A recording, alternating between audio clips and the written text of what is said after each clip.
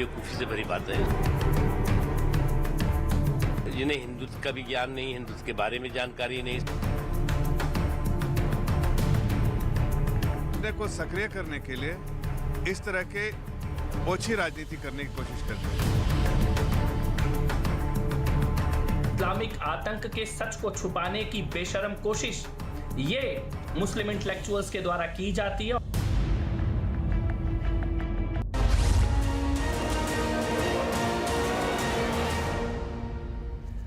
नमस्कार, आप देख रहे हैं न्यूज 18 इंडिया। मैं हूं आपके साथ प्रीति रघुनंदन। आज की सबसे बड़ी खबर खुर्शीद है कि मानते नहीं। पूर्व केंद्रीय मंत्री और कांग्रेस नेता, वरिष्ठ नेता सलमान खुर्शीद एक रोज पहले अपनी किताब sunrise over Ayodhya nationhood in our times में हिंदुत्व की तुलना आतंकी संगठन आईएसआईएस और बोको हराम से कर देते हैं, जिसके बाद इस पर विवाद खड़ा हुआ है। लेकिन इस विवाद के बाद भी सलमान खुर्शीद नहीं रुके और उन्होंने कश्मीरी हिंदुओं पर एक नया विवादास्पद बयान दे दिया।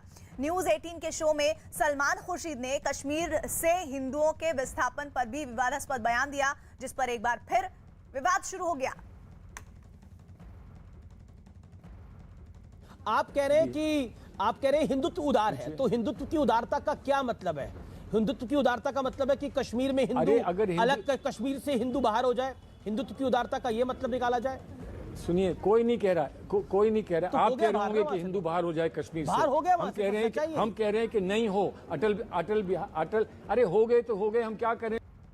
कश्मीरी हिंदुओं पर खुर्शीद के बयान पर एक्टर अनुपम खेर ने एक ट्वीट किया है। उन्होंने अपने ट्वीट में लिखा है, हजारों सालों से कुछ लोग हिंदुत्व को भला बुरा कह रहे हैं, गाली दे रहे हैं, अलग अलग नाम दे रहे हैं। ऐसे भटके हुए प्राणियों को माफ कर देना चाहिए। ये जानते नहीं कि ऐसे मौकों पर हिंदुत्व और भी मजबूत होता है, क्योंकि हिंदुत्व केवल धर्म नहीं, जीवन जीने का तरीका है।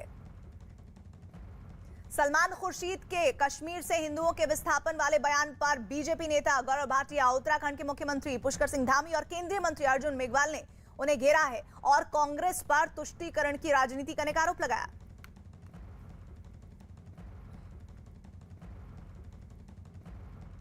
जो हिंदू हैं कश्मीर से, हमारे कश्मीरी पंडित भाई, इनको वहां से निकाल दिया गया, तो उनका शब्दशः उत्तर था, हो गए तो हो गए, बाहर हो गए तो हो गए, हम क्या करें। याद करिए 1984 के दंगे हुए दुर्भाग्यपूर्ण। सैम पित्रोदा से पूछा गया, उन्होंने भी कहा था हुआ तो हुआ। अगर देश के बहुसंख्यक हिंदू समाज के जो लोग हैं, जो भारत में नागरिक हैं, जिनके अधिकार भी संविधान में बराबर हैं, उनको द्वितीय श्रेणी का नागरिक आप क्यों मानते हैं? आज़ादी से लेकर अब तक कांग्रेस ने हमेशा तुष्टीकरण की राजनीति की है और हमेशा उन्होंने न्याय के सिद्धांत पर काम नहीं किया है। उन्होंने हमेशा इस पर काम किया है कि देश का भला होना चाहिए, नहीं होना चाहिए, उनकी सोच में कभी नहीं रहा है। इनकी सोच में हमेशा से रहा है कि मेरा भला होना चाहिए, मेरी पार्टी आगे बढ़नी चाहिए, देश कहीं पीछे चला जाए, गड्ढे में चला जाए, लोग कहीं चले जाएं। इसलिए उनकी ये सोच है, उस पर इतना ही कह सकते हैं। ये उनकी ऐसी नीति है कि वो दुविधा में रहते हैं।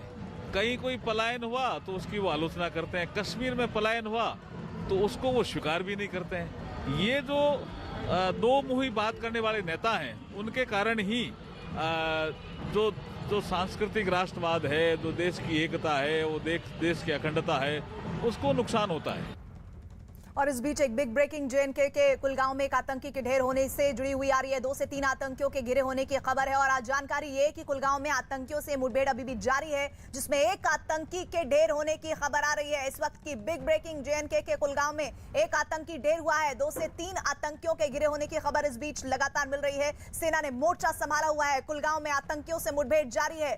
इस वक्त हमारे साथ हमारे सहयोगी रिफत इस खबर पर जुड़ रहे हैं। रिफत, और क्या जानकारी आ रही है? पहली खबर तो ये आई कि एक आतंकी ढेर हो चुका है। देखिए बिल्कुल जिस तरीके से आपने कहा कि एक मिलिटेंट के मारे जाने की खबर आ रही है, बिल्कुल पुलिस ने इसकी पुष्टि की है। कोऑर्डिनेट सर्च ऑपरेशन लॉन्च किया गया था चवलगाम कुलगाम में, क्योंकि सिक्योरिटी फोर्सेस को पता चला था कि इस एरिया में 2 से 3 मिलिटेंट छुपे हो सकते हैं। और उसके बाद जब कॉर्डन शुरू किया गया, उसके बाद फायरिंग का सिलसिला काफी देर तक चला और अभी जो इन्फॉर्मेशन आ रही है, एक मिलिटेंट मारा गया, लेकिन अभी भी ऑपरेशन जारी है। कम से कम 2 मिलिटेंटों के छुपे होने की वहां पे सुरक्षा बलों को खबर मिली थी। तो फिलहाल ये कुलगाम का एरिया है, साउथ कश्मीर का एरिया है और वहां पे ऑपरेशन जारी है। एक मिलिटेंट मारे जाने की पुष्टि पुलिस ने कर दी है। रिफर शुक्रिया इस जानकारी के लिए आपका। और इधर बीजेपी नेता रविंद्र रैना ने भी सलमान खुर्शीद के बहाने कांग्रेस पर जमकर निशाना साधा है। क्या कहा उन्होंने, आइए सुनिए। हमदर्द पार्टी है, कांग्रेस पार्टी आतंकवादियों की हमदर्द पार्टी है। कांग्रेस पार्टी ने हमेशा आतंकवादियों का और देश दुश्मनों का समर्थन किया है। ये कांग्रेस के लोग ही हैं, मणिशंकर अय्यर, दिग्विजय सिंह और संजय निरुपम, शशि थरूर जैसे, जो पाकिस्तान के अंदर जाकर हाफिज सईद और अजहर मसूद जैसे खूंखार आतंकवादियों से मुलाकात करते हैं। ये कांग्रेस के लोग ही हैं जो ओसामा बिन लादेन जैसे खूंखार इंटरनेशनल टेररिस्ट उसको जी करके बोलते हैं। और ये कांग्रेस के लोग ही हैं जो भारत को बदनाम करके कभी चीन और कभी पाकिस्तान और कभी आतंकवादियों का समर्थन करते हैं। सलमान खुर्शीद ने अपनी किताब में हिंदुत्व की तुलना आतंकी संगठन से कर दी। उन्होंने अपनी किताब में लिखा कि आज के हिंदुत्व का राजनीतिक रूप साधु संतों के सनातन और प्राचीन हिंदू धर्म को किनारे लगा रहा है, जो हर तरीके से आईएस और बोको हराम जैसे जिहादी इस्लामी संगठनों जैसा है। हालांकि अयोध्या विवाद पर सुप्रीम कोर्ट के फैसले की कांग्रेस नेता सलमान खुर्शीद ने अपनी नई किताब में तारीफ की। Sunrise over Ayodhya, nationhood in our times नाम की किताब में सलमान खुर्शीद ने कोर्ट के फैसले की तारीफ करते हुए कुछ सवाल भी उठाए हैं, लेकिन उम्मीद जताई है कि अब देश इस विवाद से आगे बढ़ेगा।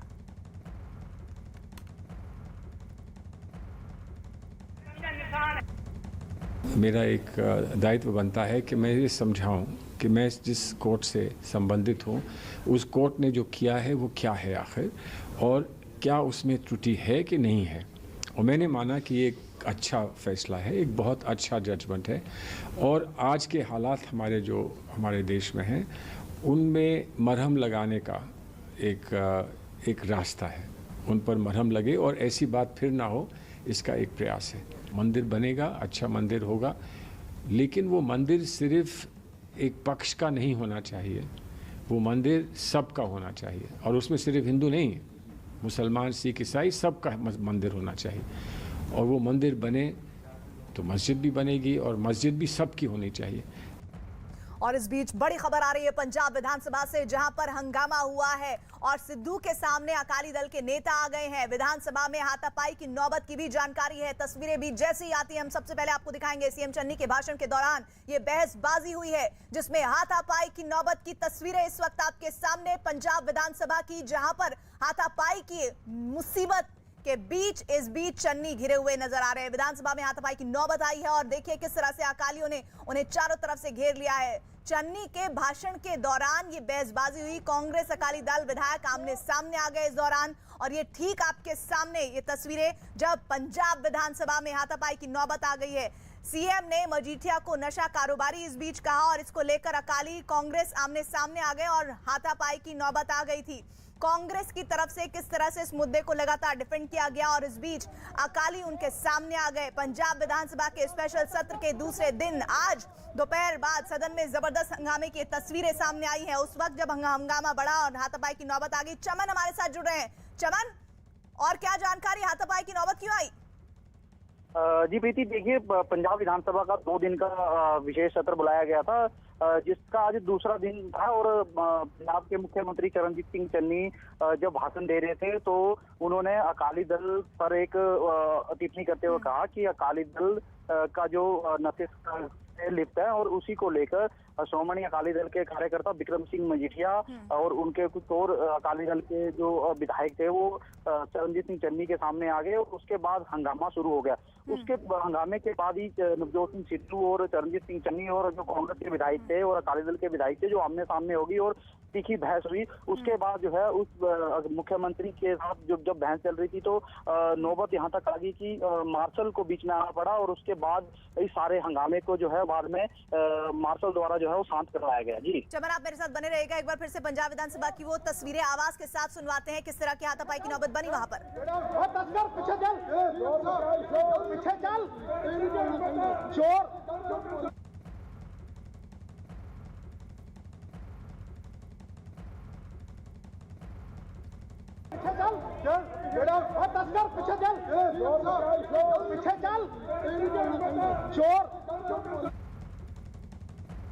चमन, हम सुन रहे हैं चन्नी के मुंह से, अगर मैं सही शब्द सुन पाई, उन्होंने कहा ओ तस्कर पीछे चल। किससे टारगेट किया जा रहा था? जी देखिए, चरणजीत सिंह चन्नी और नवजोत सिंह सिद्धू की तरफ से ये सब जो है वो विक्रम सिंह मजीठिया के लिए कहा जा रहा था कि वो अकाली दल के टाइम पे जब वो गृह वहां पर जो मंत्री थे, पूर्व मंत्री विक्रम सिंह मजीठिया, तब उनके ऊपर ये आरोप लग रहे थे कि वो नशे के साथ उनके लिप्त थे। इसी को लेकर मुख्यमंत्री चरणजीत सिंह चन्नी ने उनको कहा कि नशे के जो आप तस्कर हो, आप पीछे हटो, और उसी को लेकर जो है वो विवाद बढ़ता गया और उसके बाद जो है हंगामा जो है वो पंजाब विधानसभा के अंदर जो है देखने को मिला। अब क्या स्थिति बनी हुई है पंजाब विधानसभा में? जी देखिए, अभी तक जो है उस हंगामे के बाद अभी 10-15 मिनट के लिए जो है वो विधानसभा स्थगित की गई है और अब नवजोत सिंह सिद्धू जो है प्रेस कॉन्फ्रेंस कर रहे हैं एक तरफ, और वो सफाई दे रहे हैं कि किस तरह से वो अकाली दल जो है इस मामले में लिप्त है। जी। तो शुक्रिया जानकारी के लिए। और दोबारा जब सदन शुरू होता है तो दोबारा आपके पास हम आएंगे। पंजाब विधानसभा में हंगामे की तस्वीरें आप देख रहे थे, जिसमें सीएम ने मजीठिया को नशा कारोबारी कहा और कांग्रेस और साथ ही अकाली दल के नेता आमने सामने आ गए। इधर वापस सलमान खुर्शीद की किताब की बात कर लेते हैं, जिसको लेकर विवाद बढ़ता जा रहा है, सियासत उबाल पर है और इसी मुद्दे पर बीजेपी ने खुर्शीद को जवाब दिया। बीजेपी नेता गौरव भाटिया ने एक प्रेस कॉन्फ्रेंस कर कांग्रेस की विचारधारा पर ही सवाल खड़े कर दिए। यही नहीं, बीजेपी ने आरोप लगाया कि सोनिया गांधी और राहुल गांधी के इशारे पर ही ये सब कुछ हो रहा है। कि देश के जो बहुसंख्यक हैं, जिनका बहुत बड़ा योगदान, बलिदान इस देश को अखंड रखने में, मजबूत रखने में रहा है, उनकी भावनाओं को कुचल डालो, उनको बार बार चोट दो। ये सोनिया गांधी जी और राहुल गांधी के इशारे पे ही बार बार होता है। क्या ये सत्य नहीं है कि इससे पहले हिंदू आतंकवाद का आविष्कार कर दिया कांग्रेस हेडक्वार्टर में, क्योंकि तुष्टीकरण की राजनीति करनी थी। और अब उत्तर प्रदेश में चुनाव आते हैं तो इच्छाधारी हिंदू राहुल गांधी और प्रियंका वाड्रा गांधी उत्तर दें, क्या उत्तर प्रदेश के हर शहर में जाके, हर गली में जाके ये कहने की हिम्मत उनकी होगी कि हिंदू धर्म और हिंदुत्व का मतलब आईसिस और बोको हरम की विचारधारा है? हिंदुओं की भावनाओं को आहत करने के लिए यहां तक आपने कह दिया था कि प्रभु राम जो भारत की आत्मा में बसे हैं वो काल्पनिक हैं। शशि थरूर को आप खुली छूट देते हैं कि वो कहें हिंदू तालिबान। आज ये पूछना पड़ेगा, ऐसा क्यों नहीं होता कि आप अपनी चुप्पी तोड़ के कहें कि ये नेता जो कहते हैं ये गलत है, ये कांग्रेस पार्टी की विचारधारा नहीं है। ऐसा क्यों नहीं होता सोनिया जी कि ऐसे नेताओं को तुरंत कांग्रेस पार्टी से बर्खास्त किया जाए, एक संदेश जाए कि राजनीति में आप हमारे विरोधी हो सकते हैं लेकिन आप देश के दुश्मन नहीं हो सकते, हिंदुओं के दुश्मन आप नहीं हो सकते। तो बीजेपी ने मांग कर दी है कांग्रेस पार्टी से कि सलमान खुर्शीद को बर्खास्त किया जाए पार्टी से। इधर केंद्रीय मंत्री वीके सिंह ने भी सलमान खुर्शीद की किताब पर शुरू हुए विवाद पर उन्हें आड़े हाथ लिया।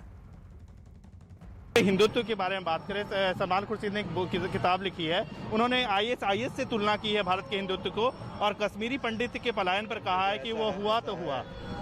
जिनको सनातन धर्म के बारे में कुछ नहीं आता ना, वो ऐसी बातें करते हैं। उनको करने दीजिए। वो लोग सब जिसको कहना चाहिए इग्नोरेंट लोग हैं। और इन सब के बीच सलमान खुर्शीद के विवाद से कांग्रेस ने किनारा कर लिया। कांग्रेस सूत्रों के हवाले से खबर है कि पार्टी ने सलमान खुर्शीद की किताब से जुड़े विवाद से पल्ला झाड़ा है। कांग्रेस की तरफ से कहा गया कि कौन अपनी किताब में क्या लिखता है या किसी मुद्दे पर क्या बोलता है, यह उसकी अपनी सोच है। पार्टी की तरफ से इस बात का हवाला दिया गया कि कांग्रेस कार्य समिति की बैठक में राम मंदिर पर कोर्ट के फैसले का स्वागत किया था। कांग्रेस नेता सलमान खुर्शीद की किताब में हिंदुत्व की तुलना आतंकी संगठन से की गई, जिसके खिलाफ विनीत जिंदल और विवेक गर्ग ने दिल्ली पुलिस में शिकायत की है और उन पर एफआईआर दर्ज करने की अपील की है। दोनों ने सलमान खुर्शीद पर हिंदुओं की भावनाओं को ठेस पहुंचाने का आरोप लगाया। ये देशद्रोह का अपराध है और सभी जो धर्मों के खिलाफ इन लोगों ने के दंगा भड़काएंगे उसके खिलाफ ये आईपीसी की धारा 295, 153A वगैरह कई 124A, 121 वगैरह में पूरा एक ये अपराध है। और इसमें अब हम मांग कर रहे हैं दिल्ली पुलिस कमिश्नर को भी, मैंने अस्थाना साहब को भी और डीसीपी नॉर्थ और रूपनगर थाने को हमने लिखित शिकायत भेजी है कि इनके खिलाफ एफआईआर दर्ज करी जाए और तुरंत सलमान खुर्शीद की गिरफ्तारी होनी चाहिए। अब इस तरह की बात करना हमारे कॉन्स्टिट्यूशन, हमारे लॉ ऑफ लैंड के खिलाफ है। क्या वो ये कहना चाहते हैं कि बोको हराम और ISIS जो कि एक इस्लामिक जिहादी ग्रुप है, क्या उनकी तरह हिंदू धर्म के लोग भी काम कर रहे हैं? ये बिल्कुल गलत है। किसी भी तरीके से हम इसको एक्सेप्ट नहीं कर सकते। कहीं ना कहीं इसके पीछे की मंशा लोगों को भड़काने की, लोगों को आपस में लड़वाने की है, जिसके लिए मैंने एक शिकायत दिल्ली पुलिस कमिश्नर को दी है, जिसमें लोगों को भड़काने का और धार्मिक भावनाएं आहत करने का, देश के खिलाफ काम करने का मैंने चार्ज लगाया है। और इधर सलमान खुर्शीद की किताब से शुरू हुए विवाद पर केंद्रीय मंत्री मुख्तार अब्बास नकवी ने भी हमला बोला है। खुर्शीद के बहाने मुख्तार अब्बास नकवी ने कांग्रेस की विचारधारा पर सवाल खड़े किए। इस वक्त हमारे साथ बातचीत करने के लिए केंद्रीय मंत्री मुख्तार अब्बास नकवी साहब हैं। सर, सलमान खुर्शीद जो कि कांग्रेस के वरिष्ठ नेता हैं, पूर्व केंद्रीय मंत्री हैं, उन्होंने अपना एक किताब लॉन्च किया। उसमें एक विवादित पेज है जिसमें उन्होंने आज के हिंदुत्व की तुलना ISIS से कर दी, बोको हराम से कर दी। देखिए, एक बात आपको समझना होगा, सलमान साहब जिस पाठशाला में पढ़े हैं कांग्रेस की, उस पाठशाला का फार्मूला क्या है? फार्मूला ये है कि कम्युनल टिफिन में सेकुलर टमाटर का तड़का लगाओ और देश को बताओ कि आप ये सेकुलरिज्म के सियासी सूरमा हैं।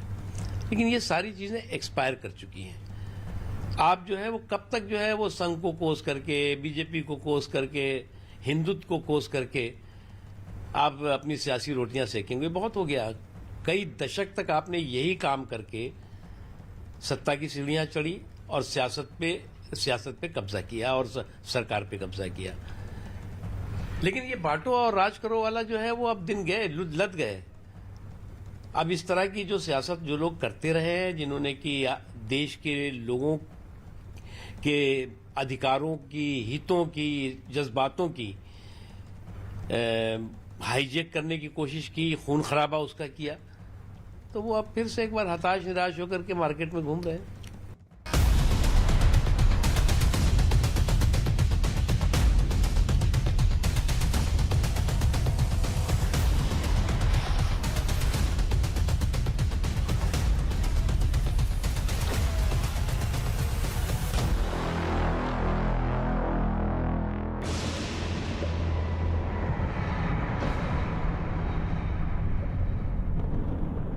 और इधर तमिलनाडु समेत दक्षिण भारत के 3 राज्यों में लगातार हो रही बारिश से जीवन अस्त व्यस्त हो गया है।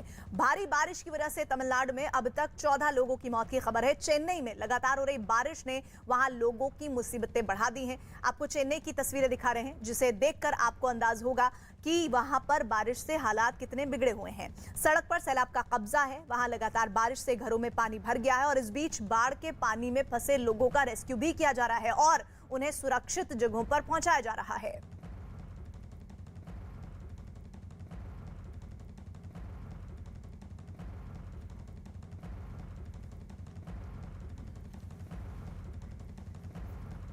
और इधर तमिलनाडु में भारी बारिश की वजह से अब तक 14 लोगों की मौत की खबर है और इस बीच जानकारी ये मिल रही है कि राहत और बचाव के कार्य को बहुत तेजी से टीमों के जरिए बढ़ाया जा रहा है आगे। प्रभावित लोगों को निकाल कर सुरक्षित जगहों पर पहुंचाने की कवायद हो रही है। और मौसम विभाग ने भी चेन्नई समेत तमिलनाडु के 8 जिलों में बारिश का रेड अलर्ट जारी किया है और लोगों से घरों में रहने की अपील की है। भारी बारिश की वजह से हवाई और रेल सेवाओं पर भी असर पड़ा है। चेन्नई एयरपोर्ट को शाम 6 बजे तक के लिए बंद कर दिया गया है। चेन्नई में पिछले 6 साल में पहली बार इतनी बारिश हुई है, जिसकी वजह से वहां के लोगों को 2015 में आई बाढ़ का डर सताने लगा है। इस बीच मुख्यमंत्री स्टालिन ने चेन्नई में बाढ़ प्रभावित कई इलाकों का दौरा कर राहत और बचाव का काम तेज करने के निर्देश दिए हैं। तो तस्वीरें आपको बताएं उससे पहले एक बार फिर से ये जानकारी समझ लीजिए। 14 लोगों की जान गई है तमिलनाडु में भारी बारिश की वजह से, और हालात को देखते हुए वहां राहत बचाव की टीमों को युद्ध स्तर पर लगना पड़ रहा है। जो प्रभावित लोग हैं उन्हें सुरक्षित जगहों पर पहुंचाने की कवायद बहुत तेजी से हो रही है। और हमारे साथ इसी पर बात करने के लिए हालात किस कदर वहां पर बहुत खराब होते जा रहे हैं, रेवती राजीवन जुड़ी हुई हैं चेन्नई से लाइव। रेवती, इस वक्त मैं आपके पीछे पानी का सैलाब देख रही हूं, हवा तेज चल रही है, हालात बताइए किस कदर मुश्किल है वहां के लोगों के लिए।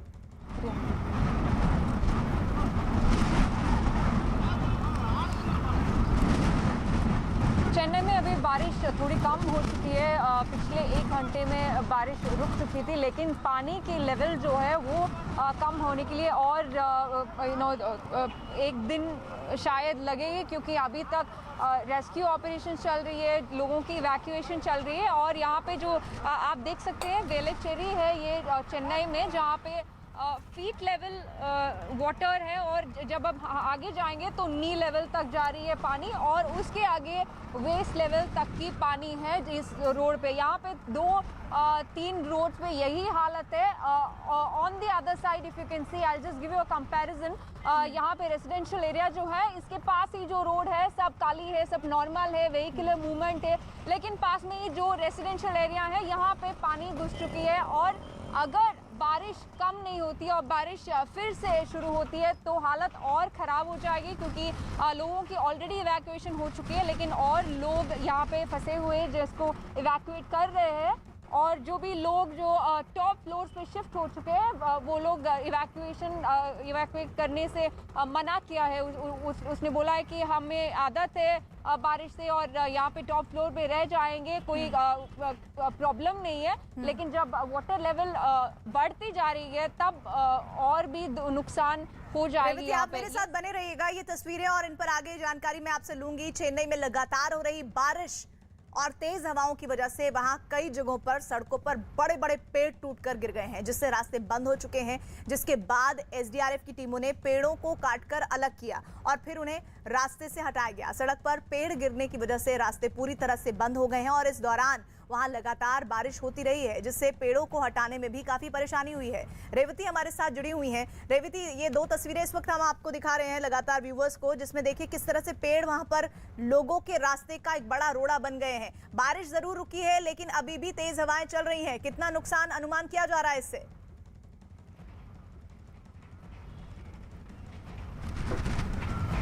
रेवती, अभी तक ये पता चला है कि 14 लोगों की मौत हो चुकी है बारिश की वजह से, और बहुत सारी जगह पे पेड़ गिरी हुई है और हवा भी बहुत तेज़ी से चल रही है। और अभी देखना पड़ेगा कि कल तक सिचुएशन कैसा होगा। अगर आज रात को भी बारिश ऐसे ही जारी होगी, ऐसे ही आ रही होगी, तो नुकसान और भी बढ़ जाएगी। चेन्नई की ही बात है, ये सिर्फ चेन्नई सिटी में और चेन्नई के आउटस्कर्ट्स में जो विलेजेस हैं वही भी यही हालत है। आज सुबह से हम पौंडीचेरी से लेके चेन्नई तक ट्रैवल किया है, तो पौंडीचेरी से वहाँ पे तो बारिश बहुत कम है और ऑन द वे महाबलीपुरम जो कोस्टल रीजन है वहाँ पे भी इम्पैक्ट बहुत मिनिमल है। जो इम्पैक्ट मैक्सिमम है ये चेन्नई और उसके आसपास की नेबरिंग डिस्ट्रिक्ट्स और आउटस्कर्ट्स की विलेजेस में ज़्यादा से ज़्यादा लग रहा है। चेन्नई सिटी के अंदर ही मैक्सिमम इम्पैक्ट दिख रहा है, जहाँ पे घर के अंदर पानी घुस रहे और रोड्स भी फ्लडेड हो चुकी है। जी रेवती, आप लगातार जानकारी पहुंचाते रहिएगा। इधर बताया जा रहा है कि बंगाल की खाड़ी में दबाव की वजह से तमिलनाडु के कई इलाकों में भारी बारिश से हालात बन गए हैं और मौसम विभाग के मुताबिक आने वाले 2 दिनों में और बारिश हो सकती है।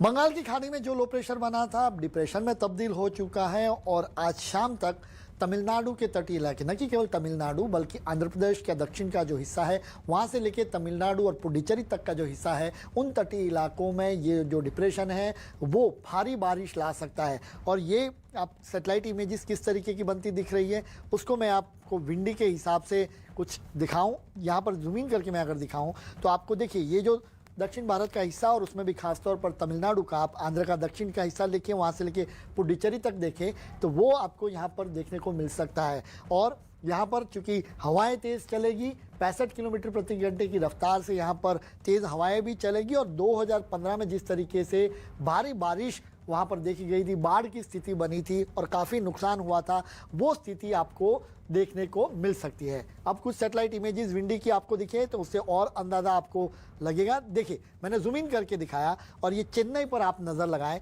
यहाँ पर अगर आप देखें तो वो मूवमेंट खास तौर पे दिख रही है चेन्नई और आसपास के इलाकों में। और ये चूँकि अब चेन्नई से जो डिप्रेशन है उसका असर वो काफ़ी 170 किलोमीटर दूर था, वो अब बेहद नज़दीक तटीय इलाकों में दिख रहा है। और आज शाम तक इन तटीय इलाकों में खासतौर पर ये मूवमेंट अगर आप देखें तो ये पुडुचेरी तक आपको इसका असर और वाइड स्प्रेड रेंज जिसको कहें वो देखने को मिल सकता है। ये बात साथ में तेज़ हवाएं चलेगी। अब कुछ आपको किस तरीके से आज और कल की स्थिति बनेगी, यहाँ पर सैटेलाइट इमेज पर अगर आप नज़र दौड़ाएंगे तो विशाखापट्टनम ऊपर का हिस्सा जहाँ से आप इस मूवमेंट को देखें, जहाँ पर आपको हरा पट्टा दिख रहा है और साथ में लाल पॉइंट दिख रहा है, वो भारी बारिश का अनुमान। ऐसे में न कि केवल आंध्र और तमिलनाडु बल्कि कर्नाटक का हिस्सा, यहाँ पर आपको मैं रोकूंगा। यहाँ पर देखिए ये सैटरडे का जो समय है, जो सैटरडे में आप देखें तो यहाँ पर आपको ये हुबली और आसपास में भारी बारिश का अनुमान रात को, यानी शनिवार रात को, यानी तड़के अगर सुबह देखा जाए शुक्रवार देर रात 12 बजे के बाद अगर आप देखें तो इन इलाकों में भारी बारिश लाएगा। और उसके अलावा भी नागपुर और आसपास के इलाकों में भी भारी बारिश ला सकता है। तो ऐसे में ये मौसम विभाग का पूर्वानुमान है खासतौर पर, और विंडी की ओर से ये सैटेलाइट इमेजेस। और ये अगले 2 दिन यानी वीकेंड में भी आपको उड़ीसा से लेके पुडुचेरी तक के हिस्सों में कई जगहों पर भारी बारिश का अनुमान जताया जा रहा है। और इस बार जो नॉर्थ ईस्ट की जो ये मानसून है वो अमूमन तमिलनाडु के आसपास के हिस्सों में ही बारिश लाती है, लेकिन इस बार पिछले कई सालों का रिकॉर्ड तोड़ते हुए इस बार की जो बारिश है वो ज़्यादा बारिश रिकॉर्ड दर्ज हुई है। और ऐसे में आज और कल के इलाके में अगर देखा है तमिलनाडु और आसपास के इलाकों में ये बाढ़ की स्थिति भी पैदा कर सकता है। और चेन्नई में भारी बारिश की वजह से वहां कई इलाकों में बाढ़ जैसे हालात बन गए हैं। भारी बारिश के साथ वहां तेज हवाएं चल रही हैं, जिसकी वजह से राहत और बचाव के काम में काफी परेशानी आ रही है। राहत और बचाव के काम में लगी टीमें इस दौरान प्रभावित लोगों को निकालकर सुरक्षित जगहों पर पहुंचाने के काम में लगी हुई हैं। वहीं मुख्यमंत्री स्टालिन में बाढ़ प्रभावित इलाकों का दौरा करने के बाद हालात की समीक्षा की है और बैठक करके प्रभावित लोगों तक मदद पहुंचाने के दिशा निर्देश जारी किए हैं। तो तस्वीरें 2 दिखा रहे हैं आपको, बारिश से किस कदर हालात बिगड़े हुए हैं। और इस बीच Stalin CM chief minister meeting करते हैं, न सिर्फ मीटिंग करते हैं बल्कि बेहतर तरीके से लोगों को वहां से रेस्क्यू किया जाए, उन्हें मदद पहुंचाई जाए, इसकी रणनीति पर बात करते हैं। भारी बारिश की वजह से चेन्नई पानी पानी हो गया है, सड़कों का हाल बेहाल है। लगातार हो रही बारिश की वजह से सड़कों पर कमर तक पानी भर गया है, जिससे वहां से गुजरने वाली गाड़ियों की रफ्तार पर ब्रेक लगी है। हालात ये हो गए हैं कि लोग अपनी गाड़ियों को सड़क पर धक्का मारते नजर आए हैं। कमर तक पानी भरने की वजह से वहां पैदल चलना मुश्किल हो गया है।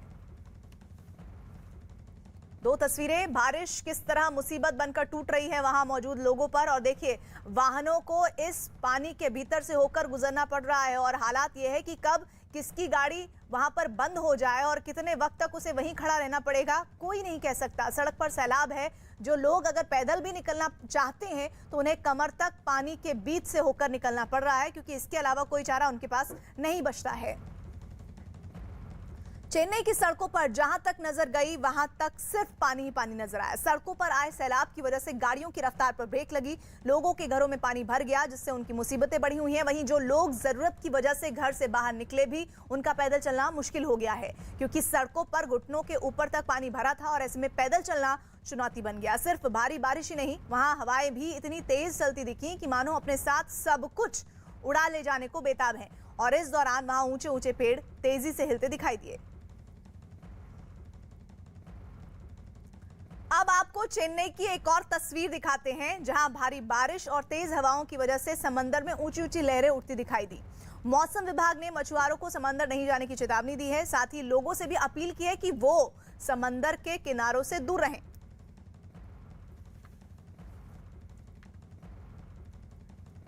और इधर चेन्नई में लगातार बारिश की वजह से वहां के ज्यादातर इलाकों में पानी भर गया है। निचले इलाकों के हालात और भी ज्यादा खराब है। घुटनों तक पानी भरने से लोग घरों में फंसे हुए हैं। सड़कों पर इतना पानी भर गया है कि गाड़ियों का चलना भी मुश्किल हो गया है। लोगों के घरों में पानी का कब्जा है और मजबूर लोग खुद ही किसी तरह पानी को बाहर निकालने में लगे हुए हैं। पानी में गिरने की वजह से लोगों के सामने जरूरी चीजों का संकट खड़ा हो गया है।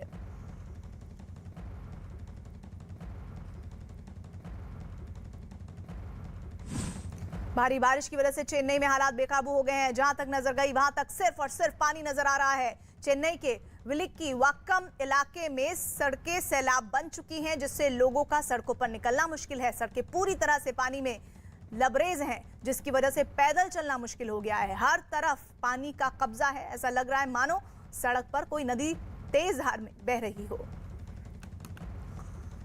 और आइए अब महाराष्ट्र में सियासत का मुद्दा इस वक्त बने फडणवीस और नवाब मलिक की बात करते हैं। महाराष्ट्र में आरोपों की लड़ाई अब कानूनी दांवपेच में उलझती दिख रही है। ड्रग्स केस में महाराष्ट्र के मंत्री नवाब मलिक की बेटी नीलोफर मलिक ने देवेंद्र फडणवीस को नोटिस भेजा है। तो वहीं देवेंद्र फडणवीस की पत्नी अमृता फडणवीस ने नवाब मलिक को मानहानि का नोटिस भेजा है। अमृता फडणवीस ने ड्रग्स पेडलर के साथ तस्वीर वाले ट्वीट पर माफी नहीं मांगने और ट्वीट नहीं हटाने पर कानूनी कार्रवाई की चेतावनी दे दी है।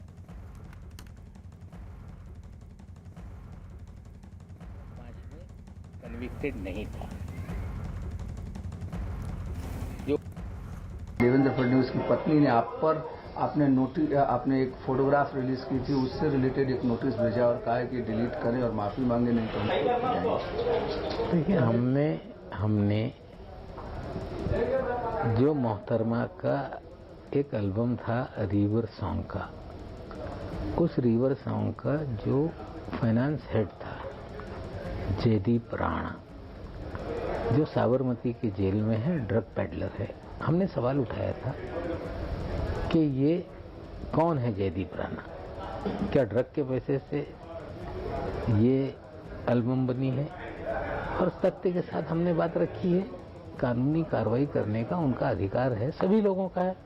अगर कोई हमने गलत किया होगा हमें सजा मिलेगी, लेकिन जब आईना दिखा देने से बेचैन होने की जरूरत नहीं होती। नीलोफर ने भी नोटिस भेजा नहीं, वो तो हमारे दामाद के घर से या बिटिया के घर से कभी कोई भी बरामदगी नहीं हुई, कोई ड्रग नहीं मिला, ना घर से, ना दफ्तर से, ना पोजीशन में, और लगातार ये वो कहते रहे हैं। हमें लगता है कि 6, 8.5, 9 महीने हो गए, कोर्ट ने कह दिया कि गलत तरीके से सेक्शन लगाए गए, मामला न्यायालय में है, पंचनामा में कोई भी बरामदगी नहीं है, और अगर एक साबिक वजीर आला पूर्व मुख्यमंत्री इस तरह से बेतुके बयान देंगे तो हमें लगता है उससे और भी उनकी निजी जिंदगी, जिसमें वो सोसाइटी से बहिष्कृत हो गई, बच्चे स्कूल नहीं जा पा रहे हैं, उसी चीज़ को बार बार वो बोलते रह रहे हैं, तो हमें लगता है उन्हें भी जीने का इस मुल्क में है, और जो कानून है उसके तहत वो कार्रवाई कर रही है। और इधर महाराष्ट्र वक्फ बोर्ड लैंड केस में ईडी ने बड़ी कार्रवाई करते हुए पुणे में 7 ठिकानों पर छापेमारी की है। इस वक्त की बड़ी खबर यह है, और खबर के मुताबिक महाराष्ट्र वक्फ बोर्ड लैंड केस में ईडी ने बड़ी कार्रवाई करते हुए पुणे में 7 ठिकानों पर छापेमारी की है, और इस छापेमारी के साथ ही और भी इन्वेस्टिगेशन के दायरे को ईडी बढ़ाने की तैयारी कर रही है।